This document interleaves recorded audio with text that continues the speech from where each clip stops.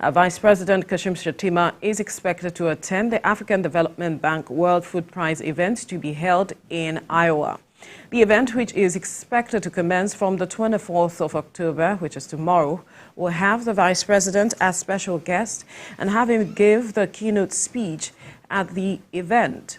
He is also expected to participate in high-stake meetings across some states of the U.S. with manufacturers, investors, and top government officials.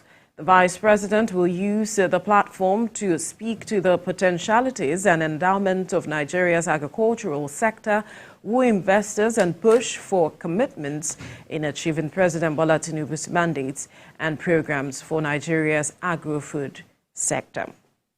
Indeed, it's critical at this point for this kind of meeting because recall that agriculture is one of the agenda set by the president while he was campaigning before the presidential election to also address the matter of agriculture. And then when he came in, he was also talking about addressing the matter of food security as well.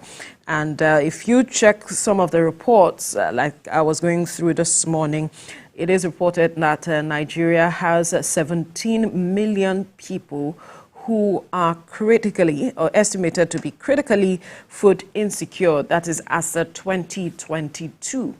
And with the various issues we have witnessed, looking at the environmental challenges where floods have washed up some farmlands and the matter of storage and some other issues, one wonders if we haven't gone past that number. Well, the president has already said, he has already declared a food crisis in the land, and he has, of course, appointed lieutenants to aid his drive for food security and food availability. So these, understandably, will form part of the presentations of the Vice President, Kashim Shettima, when he gets to meet with other top world leaders over there for this crucial food prize event organized by the AFDP. And it's also laudable, well, according to his spokesperson, that this is not the first time, or he's going to be joining other top dignitaries in the past and the likes of the former president, Olusegun Obasanjo, additional of the AFDB, as well as Kofi Annan and many other dignitaries who have mounted that podium in times past.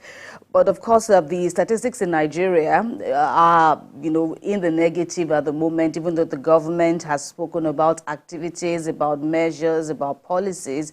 But then the statistics that we see now, Nigeria is suffering or reeling from a 30% food inflation hike and or food inflation index. And, that is very worrisome. And we can all relate with the fact that, prices of food just always skyrockets. If you go to the market today, the price you get your essentials is not the amount you get it the next day. So there is a crisis in the land, and the government has alluded to that, and people can also relate with that. But then Mr. Shettima, the Vice President, will be speaking about his bid to invite investors, to join in the ambition of the federal government to cushion the effect. And of course, even though people have been talking about, the impact of the fuel subsidy removal, many people have lauded the fact that it was, well-intentioned, but the realities on the ground, people are still, having to pay so much, and they don't have that much. People are having to,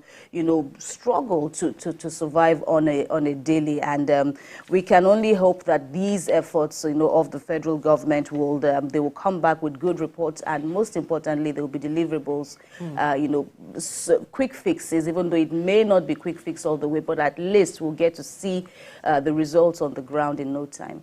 Absolutely, because time is of essence, as it is often said, when it comes to any of the issues that government is driving at this point. Nigerians are waiting to see results as quickly as possible.